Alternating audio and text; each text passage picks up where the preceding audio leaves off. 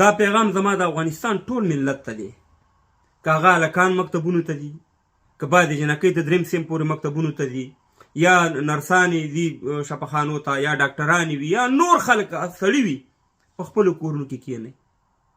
که غواړئ چې خپل ژوند جوړ کړئ، چې غواړئ چې د افغانستان جوړ شي، ستا د بچیانو آینده جوړ شي، ګورئ دا کار وکئ. ځکه یوازې د جنکو مسله نه ده چې زموږ ستاسې د لورګانو یا د خویندو د مکتب مسله ده، زموږ د ځوانانو مستقبل هم تباه او برباد دی.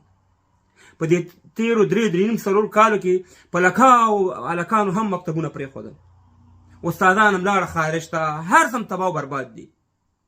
ګورئ الله تعالی په قرآن کې فرمایلی دی چې یو قوم خپل حالت خپله بدل نه کړي، هغه حالت نه بدلوم. موږ 45 کاله د پاکستاني په ټوپک واني، د روسي په ټوپک واني، د امریکاني په ټوپک واني، د چاینا په ټوپک واني او د ایران په ټوپک واني خپل مستقبل بدلو، مګر مغه نه بدلیږي. او دا ظاهره خبره ده چې زما بچی که زما لوی وي، که هغه ښه سبق وي، ښه درس وي، هغه سړي ته وروره صاحب مهربانه دلته چوکۍ ورکول کېږي، چا چې په غر کې شپې کړي او صاحب مهربانه جنګ یې کړی. او په افغانستان کې دا خبره هم ده چې په افغانستان کې دا کمونیستي نه ده، کمونیستي دا په روسیه کې دومره خرابه نه وه لکه څنګه چې په افغانستان کې کمونیستي په شرمونو موږ افغانانو وشرموله. او بیا د هماغه کمونستانو په دې سخان وانې، د هماغه لیلن په دې سخان وانې مجاهدین هم کېناستل، ټول سره یو ځای کېناستل. دا مجاهدتوب دومره خراب شی نه و لکه څومره چې افغانانو په افغانستان کې مجاهدتوب وشرمو. د مجاهدتوب نه د خلکو د اسلام نه د خلکو ړوب تور کړو. همدغه شان دغه د ملاتوب دومره خراب نه و لکه څومره چې په افغانستان کې ملایانو د ملاتوب وشرمو، دنیا ته په شرمونو وشرمولو. او د جهل میسج ورکو چې یاره دا ملا چې دی دا یو جاهل دی، او صاحب مهربانه داسې یو میسج ټول دنیا ته ورکو. ورشه په همدې سعودي کې، په همدې قطر کې، همدغه ابوظبي او په دوبۍ کې همدغه ملا دی څنګه خوشحاله دی، هملته نه جهاد پې تو ورکولی شي، دومره پسان ورته پراته. او همداسې دا جمهوریت یقین وکړئ چې جمهوریت دومره خراب شی نه و لکه څنګه چې دا 20 کاله موږ په افغانستان کې جمهوریت په شرمونو وشرمو. یعنې موږ هر شی په شرمونو شرمولی افغانانو.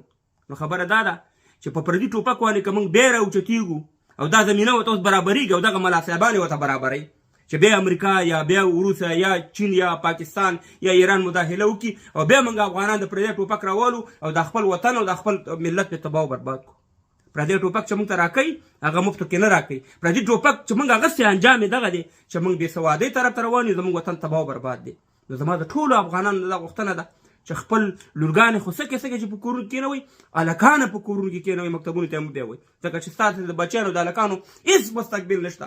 کار څومره شهادتنامه والي، کار څومره چې والي، چا چې ډز کړی دی، چا چې صاحب مهربان په غر کې وخت تېر کړی، د هغې ته ورو چوکۍ هم ورکول کېږي. ستاسو د بچیانو مستقبل به دا وي چې یا به ایران ته منډې وهئ، یا به پاکستان ته به اروپا ته رالیږئ، مړه کېږي او په لاره باندې په جیلونو کې اچول کېږي او تباه او برباد دی. نو دا یو بهترینه طریقه دا ده او ډېرو ملکونو دا کار کړی دی. لکه سریلانکا به د مثال درکړم چې سریلانکا والا خلک راپاڅېدل، خپل حالت خپله همدغه شان دی. مخکې ورځو کې مخکې میاشت کې بنګالیانو هم دا کار وکړو چې خپل حکومت پسې راپاڅېدو او صدراعظم یې وروره په تېښته باندې ورور لاړو، مجبور شو انډیا ته لاړو. همدغه کار که تاسې ونه کوئ د ټوپک د لارې او د بل د لارې موږ سره حل نشته دی، مګر افغانستان ډېر تورو شپو طرف ته روان دی، تباهي او بربادۍ ته روان دی. او دا هغه منصوبه ده چې تقریبا 1.5 کاله مخکې انګریزانو غوښتل چې پښتون افغان بچی که لور وي که هلک وي چې هغه بېسواده شي او دغه شی اوس عملي کېږي.